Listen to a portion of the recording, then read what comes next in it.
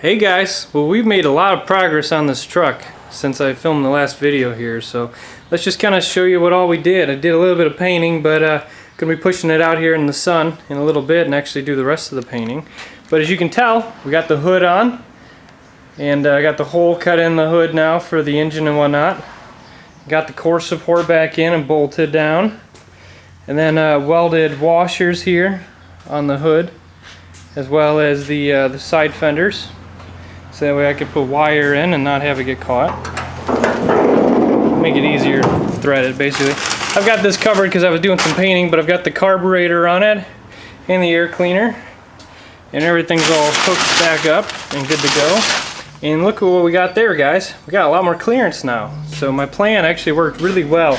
Took a little bit of extra time than I had expected, but basically, as I had said, I moved the master cylinder from this set of studs over one. So I already had 3 bolts that lined up, and I only had to drill 2 new holes as well as the main one for the linkage to go through. But it worked out really well.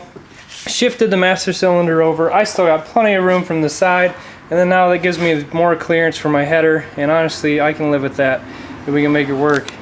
Got the throttle cable all hooked up there as well. I was able to take the one from the truck and just basically I made my own bracket. This was just a little angle piece and then a flat sheet of steel I welded on, drilled a hole, and made my own plate for the throttle linkage because I didn't have one for a Chevy. This is a Ford engine, so I had to make my own, but hey, you know, it's alright.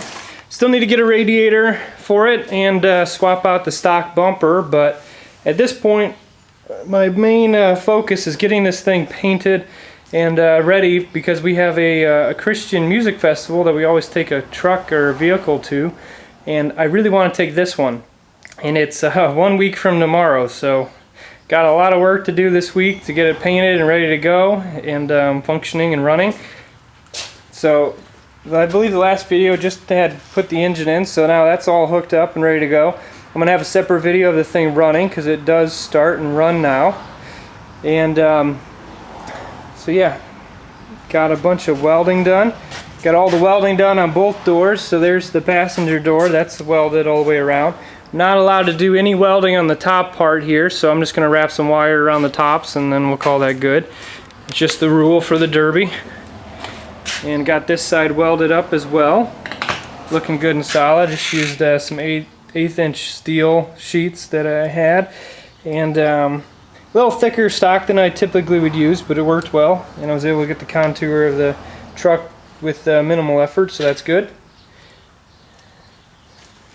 And did some other stuff here. You can see there's the fuel line, and that one kind of baffled me a little bit. The tank, this isn't the actual tank that's going to be in it. This was one I just had temporarily hooked up to try everything out, but I cut a hole there in the bed and the cab, and then cut a hole through the seat and ran my pipe right through that and then in through the firewall. I really debated on different techniques on how to do this. Thought about running it under the seat. I did want to leave the stock bench in just because one more thing I'd have to swap out to put in a different seat, but it wasn't too much effort to cut a hole through the seat, and then this way I know what's going on with my fuel line. I don't have to worry about it getting pinched underneath the floor or whatever. I can see it. I have clearance, I have room. I've also, obviously, now that the engine's in, I've got all the electrical hooked up there. Not really good from this side here, but you can see it. I got it bolted up to the firewall, and my control switch is just laying down there. Control switches are just laying there on the floor. I had them temporarily fixed up, but then when I welded the bars in the window, I had to take that down. So I'll probably be putting that back up here in a little bit. And that'll get fastened to the roll cage as soon as I get that in, which will probably be one of the next steps here, hopefully. Also, this new carburetor I got had to have a manual choke, so I've got that temporarily rigged up right there, and not sure if this is where it's going to be finally resting, but because the roll cage will probably be in the way. But if nothing else, it's a temporary location until I get the roll cage in. So at least now the thing starts up and runs. And I gotta figure out what I'm gonna do for a shifter.